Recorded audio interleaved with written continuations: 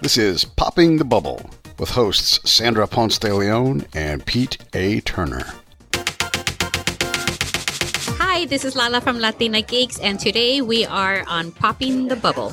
Hey, Lala. Thank you so much for joining us here on Popping the Bubble. It's great to have you. Thank you for having me. Thank you for coming all the way from the Bay Area. I did just for you. I'm honored. Actually, I think it's an interesting story because I think many people now have the incidence of being friends with people on Facebook and being connected through other friends, but maybe having never met that person in real life, in IRL. Yeah. This is the first time we're meeting in person. And like we were saying, I don't know how we got connected, but I'm glad we did. Absolutely. And I love what you're doing, being a Latina myself. And so I'd love to just, hear a little bit about what LatinaGeeks is all about. So LatinaGeeks started about maybe 4 years ago. 2012. Is that 4 years? I think so. Now going on 5. Yeah, 5. Right? Mm-hmm. We started this a while back with the co-founder, Tanya Salcido, and we were both working for this agency, and we were doing some outreach. Through the process of looking for influencers, we realized that a majority of the tech influencers were male. Yeah, that's true. And there were actually no females, really. And none of them were even Latinas, not at least here in LA or in the United States. So we decided to launch LatinaGeeks with the focus of inspiring and empowering more women to be involved in the tech industry, and most important, to embrace their inner geek. Mm-hmm. Because a lot of women as a whole, and especially in our Latino culture, technology is not necessarily a very feminine career. Right. Our goal was, how do we make technology fun? I don't want to say sexy, but just more interesting, and having them apply it to their everyday lives without feeling intimidated. Mm-hmm. And that's where we decided that LatinaGeeks would be a platform for resources and knowledge and inspiration. That's great. Yeah. So why do you think Latinas specifically need a platform like this to embrace their inner geek? Well, I mean, we can't deny it. Technology is everywhere, right? And the most, it's funny, when I would bring up the blog or the brand to certain women, they would say, first thing is like, I'm not technology savvy. That's not me. That's not something that I would use. And I would ask them, well, how many apps do you have on your cell phone? And how many kitchen gadgets are you using in your kitchen today? Guess what? You are using technology. You are geeky. You just don't want to embrace it because you think it's not feminine. Right. Mm-hmm. And is it important? Yes, it's important for them to know what resources are available, because not only can they apply it to their career, but make their personal life even easier living. I mean, we're going to get robots pretty soon. Exactly. Right? We're going to get replaced. Some, jobs are going to get replaced by robots. So that's something that they need to be aware of that exists in today's world. Right. So basically providing an educational platform for Latinas to learn about technology, how they can apply it to their everyday lives, as well as perhaps, in their careers as well. Correct. So it could be anything from learning different web applications to different services. Small business owners for a while weren't familiar with Cash App, right, where they were able to use that. Square. Thank you so much. Yeah, yes. Slipped my mind. There's so many now as well, right? But Square, for a long time has been available for a lot of small business owners. Well, now today, in today's world, I'm so happy to see that a lot of our local farmers are using Square. Small businesses in general are using Square, which for a long time they weren't even aware that existed. And some still don't even know that exists, right? So our goal is to educate more Latinas. I want to say Latinas, and because there's a lot of technology blogs and articles out there, but I don't think that a lot of them talk to women, and primarily in our culture. There's many things in our culture that a lot of people don't tap into.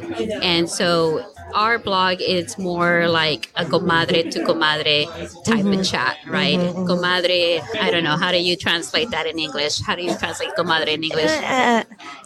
Sister. A sister. Yeah. Best bud, BFF. BFF moms, sister talk. So it's more like you and I were having a conversation, geeking out about CES earlier, right? And I didn't feel like it was an intimidation for anybody to participate because we're talking about the technology as being used today. And that's the conversations that we want to have with our audience is comadre to comadre, like let's talk about the apps that you're using, the technology that you're using, the apps that your children are using, you know, so they should be aware of what's out there. I love that. Comadre to comadre. Yeah. So let's dive into it because it's so fresh. CES, you were just there and you were highlighting a lot of products there. So what was exciting that you saw? You know, CES every year, I've been attending CES for 15 years and I come in with a female perspective, right? And I prefer to feature items that I know our audience would be attracted to. Again, female. It has grown a lot where now we have wearables, right? We have AI, we have VR, we have the cars there now. We also have smart home devices. I mean, there's just so much to see. I went in there to cover more of the wearable fitness, smart home devices, and also the audio. Because every day, everybody's always, I mean, now with the iPhone not having the connected device, now we have wireless headphones. So what's out there, right? And we have the earbuds where there's no wires at all. Right. What you do is kind of like, they look like earplugs that you install into your ear, and now they detect your heart monitor. There was actually a device that can tell you if you're going to have a stroke. So, wow. I mean, there's just, it's endless of what you can find out there. Of course, there's robots. They still need some more innovation with that, but it's coming, right? Yeah, absolutely. All that is coming. Yeah. It's endless of what you can find at CES. And again, I am proud to say that there are more females that attend the conference, and it's growing every year. But I didn't see enough Latinas there. And that's something that I hope that would change over the years. Yeah, I think that's a real challenge in technology. Even myself, having had a long career in technology, there really aren't a lot of Latinas that I come across, probably only a handful. And so, yeah, how do we make technology? I mean, you're doing your part, but what are other ways that we can make technology more accessible, more attractive to Latina women as they're growing up? I think that one, educating yourself enough where you can pass that knowledge to your children. This past Christmas, we had the opportunity to review some of the new toys that are being created by some brands like Mattel, where they're teaching children how to code. And what I liked about Mattel's marketing materials is that they featured little girls using the products. Yes. And I think that's like, for myself, I would like to pass this knowledge down to the next generation in my family and even those around me. The toys that I purchase for the little ones around me are gadgets. They're little, whether it's learning how to code. I try to educate my niece more on what's available, the programs that are available. There's STEM programs available. Even if you feel that you're not tech savvy as a parent, it's still a good idea to expose your child to something like that. Growing up, when I was a little girl at 8 years old, I wanted to be an engineer. Yeah. And I didn't have those role models around me, so I didn't know how to pursue something like that. You actually knew you wanted to be an engineer at 8 years old. At 8 years old, we went on a school field trip, and I believe it was to Boeing. We went to go see airplanes, and they taught us how they build them and whatever they could show little kids, right? And I found that very fascinating, and I said to myself, I want to create something. I want to invent something. And I really wanted to be an engineer. So it's funny because, I'm 8 years old. I'm a Latina. I'm a female. And I want to pursue a career that I've never been exposed to. It wasn't nobody in my family was an engineer. Your parents weren't telling you to go be an engineer. No, right. And it's like, it's funny. My parents were even afraid of me going away for college or, going away for school. Typical overprotective. Very protected. And it's very common in our culture, right? And that's a lot of the reasons why a lot of them don't even move out of state to grow their career as well. A lot of them stay local so they can be close to their family. And again, those are cultural barriers, right? So how do we change that? Is just trying to educate yourself more, exposing your children more to it. And if you don't have that type of support, you can still go and get it yourself. You can find the resources. There's so many programs available today, and it's available. A lot of it is free. A lot of them is, there's scholarships. It's endless. So it's not... Latinos really can't say anymore that it just wasn't available to us. You have to go and search for it. You have to do the work and find it yourself. If you really, really want to be a part of it, it's available. And there's people out there that want to help you be more involved. Are there any other organizations that you're aware of that are specifically targeted for Latinos to help them in their technology careers? There's a few programs here in LA. There's a program called Sabio, and they are teaching people how to become developers. So if you wanted to learn how to code, you can take some of their classes. There's also workshops in the local community workshops where they have different STEM programs for either for kids or just anything. I believe there's an organization here in LA as well that they always have different workshops from marketing to even virtual reality. I would definitely take a look around to see what's happening in your own community, and you'd be surprised the type of different programs that are available. Right. Yeah, it's true. In San Francisco, there are so many. San Francisco is like the capital, Exactly. right? I mean, I'm surprised that you were telling me earlier that there are not too many Latinos in the Bay Area, and it's not in technology, not really that I come across. Honestly, it's really just a handful of men and women. But yeah, I wish there were more. I do too. I do. I mean, when you reached out to me and you mentioned that you were in tech, I got so excited to meet you because there aren't many of us out there. It's true. We're like the unicorns and we need to find each other. Exactly. I love it. And I love it. And when I do speaking engagements and events, I try to simplify it where they can try to get more involved. But still, there's so much intimidation that they still don't volunteer. But I hope that would change over time. Right. Well, let's rewind a little bit because you have a very long, very interesting career. And so let's talk a little bit about how you got to where you are today. Interesting story. I was I don't want to say stereotype Latina, but I guess you can say I was, but I was able to break away from it. I come from a very traditional Mexican family. We came out here to the States when I was 2 months old. I was only allowed to speak Spanish in my house. Which is wonderful. Which is, now today I'm very grateful for it. But when you're a little girl, you're thinking like, why do we have to speak Spanish? This is America. But I am very grateful that my parents definitely imposed that on us. And we were raised to breed. You take care of your family, you have kids, you cook and clean, and your main goal is to be a housewife, a good housewife, and a good mother.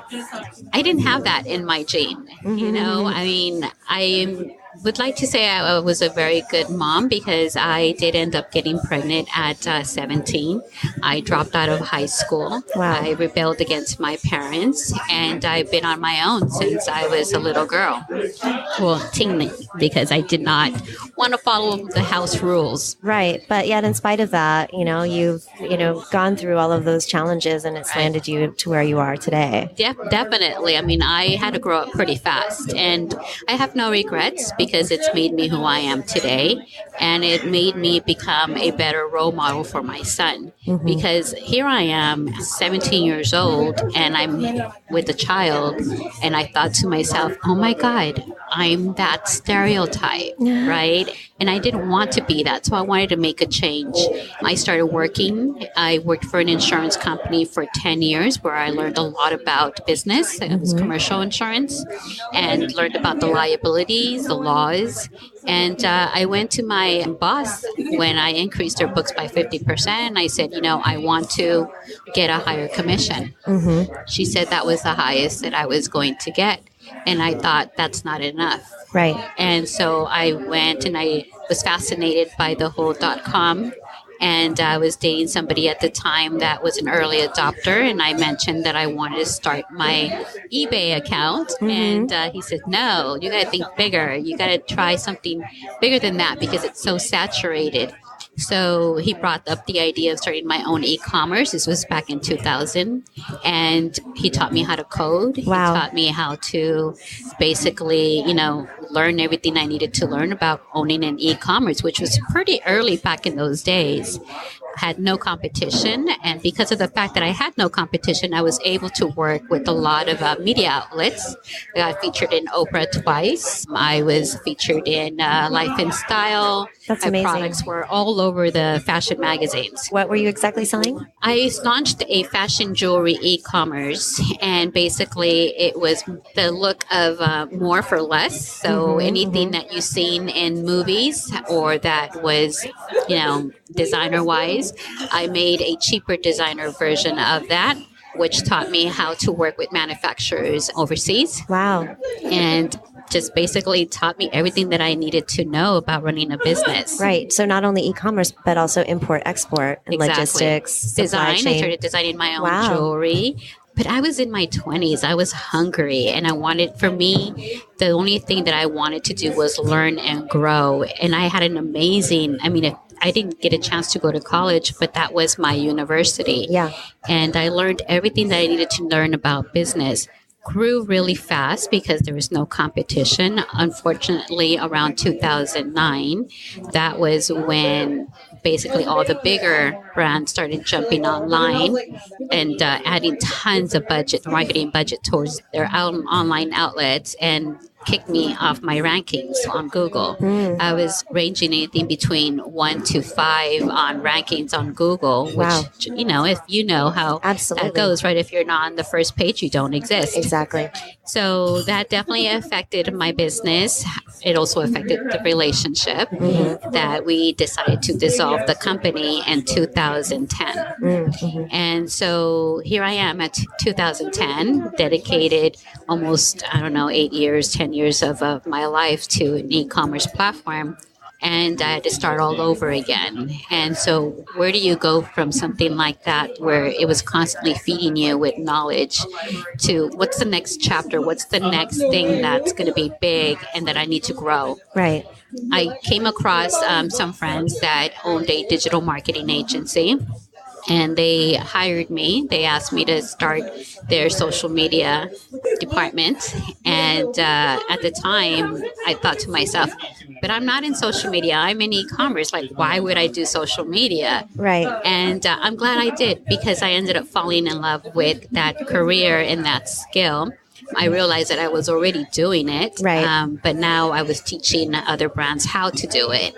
And so I brought in my lessons and my education from my experience and taught them what they needed to do and how they could grow their online presence. Did that for about 5 years. Had the opportunity to work with big brands like Toshiba, Johnny Rockets. With Toshiba, I had a chance to run all their Latin America accounts. Cool. Which was fantastic because I also had a chance to travel. Wow. So I had a chance to go to Peru. Oh, yeah. Yay. My homeland. Yes, love Peru. It's my favorite country out of all Latin America. Colombia, I had a chance to go to Chile, Costa Rica. Learned so much about all the cultures there and how they embrace the technology and social media. And that's where the passion for Hispanic marketing grew. And I wanted to do more. Being there for after 5 years, I felt like it was time to grow again. And what would that be? And that would be to start my own company. So here I am. Here you are. In my 40s. And I decided to become a full-time entrepreneur again. That's after wonderful. I said I was never going to do it again. But that's life. It takes you to these different paths and you never know where it's going to take you. So when people ask me, what's next? Where do you see yourself in the next 5 years? Living the journey that I have lived, I can tell you, I don't know. I don't know what's 5 years, where I'm going to be in 5 years. I know what I can be, but what do I want to be? Right. And what I want to be now is I've been financially successful in my career, and just my experience has given me all of that. But one thing that I lacked in is my personal life. And I think that's something that I want to focus more on, is having a balanced life and try to achieve of the possible of having it all. Right. Yeah. That's interesting because so many of us think that we have to keep going. And when does it stop? You've been there, you've done that, and you're really redefining what true success means to you. Right. Yeah. And true success is being able to wake up every day, for me at least, and loving what you do and loving the life that you live. Yes. Not many people can say that, and I know tons of people that hate their jobs or don't have a passion for what it is that they're doing.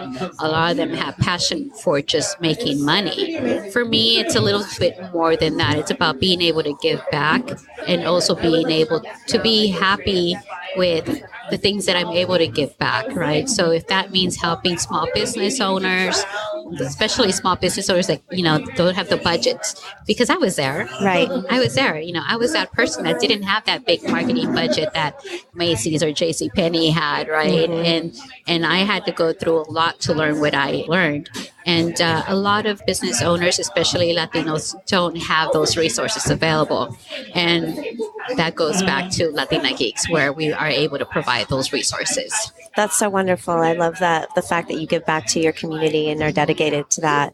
And you were talking a little bit about a future project. I don't know if you want to talk about it or not, but I think it's wonderful, and specifically for helping these small businesses. You want to talk a little bit about that? Yeah, we can talk about that. I have my own personal brand. It's called Sparkling Lala.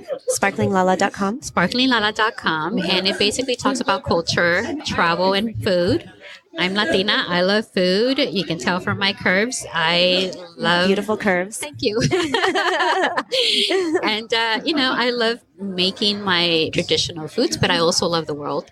And I love the culture that we're surrounded by. And what I do is I combine all cultures and mix them all together and make the perfect world, right? In my eyes, at least. But with that said, I also like to be inspired.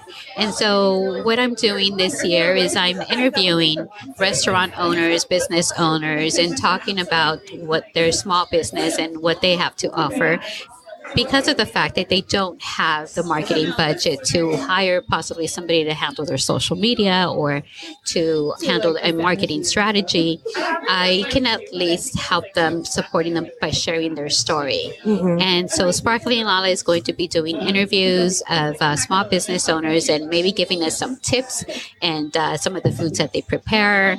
I don't know, just kind of like sharing their journey. I think that would be kind of fun. Absolutely. And you were just talking about a business that sounds quite amazing. Here in Los Angeles. What was that? Which business is that one? The cinnamon buns. Yes. So it's funny. I just recently moved over to the Valley area of Los Angeles. So it's not necessarily downtown LA. It's a little further out. And I was in Long Beach. And there's like endless restaurants and what do they call them? Cakeries. And I came across this small family-owned business up in Upland. I started following them on social media, on Instagram. I'm glad they're doing that. And they just started a family business where they're selling 40 different types of cinnamon rolls. Oh, my God. 40. Like, I didn't even know that was possible. How do you make 40 different types of cinnamon rolls? And I thought that was such a fantastic idea.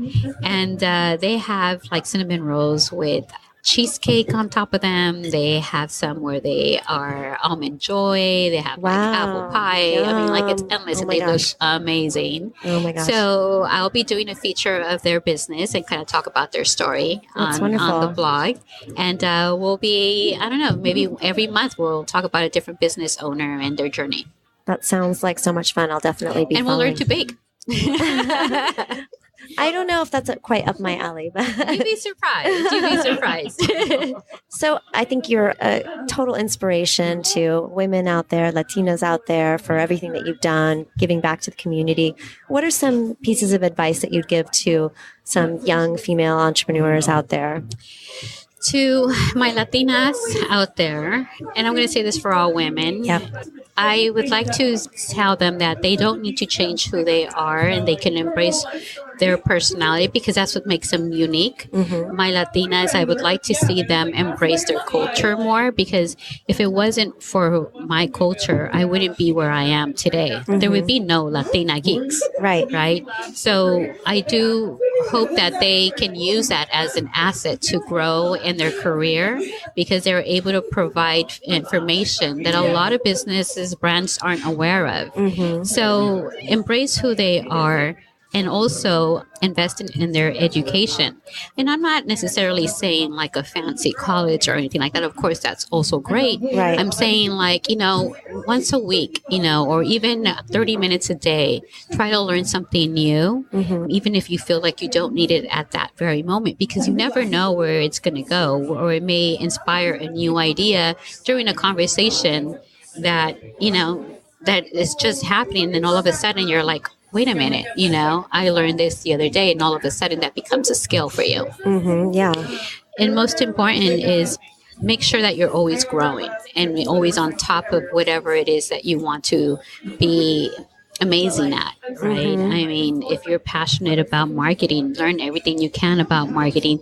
Try to be surrounded by those that are passionate about marketing, live, breathe it, That's what I did. If I wanted to learn something, I didn't have the right mentors around me, but I had books, and that's where I got most of my education from, but also experience. And don't be afraid. Don't be afraid to try something new, because it's kind of scary at the beginning, right? But once you get dip your feet in the nice warm water, it feels pretty good. You just gotta be fearless. And I know that's sometimes easier said than done, but you'd be surprised what knowledge you walk away from that experience. Yeah, absolutely. I love that advice. I think that's wonderful.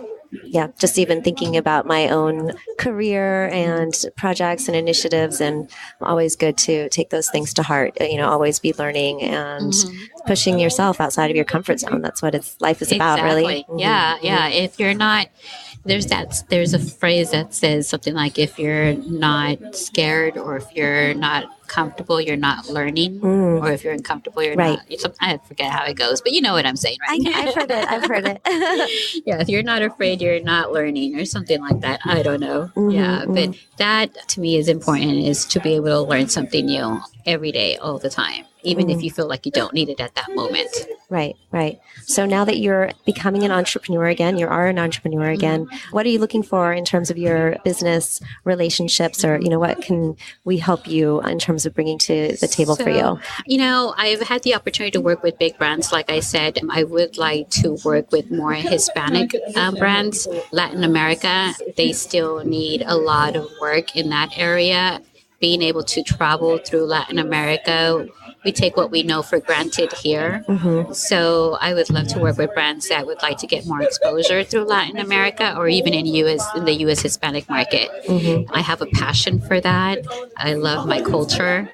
I love other Latino cultures. I love to share their stories and their culture.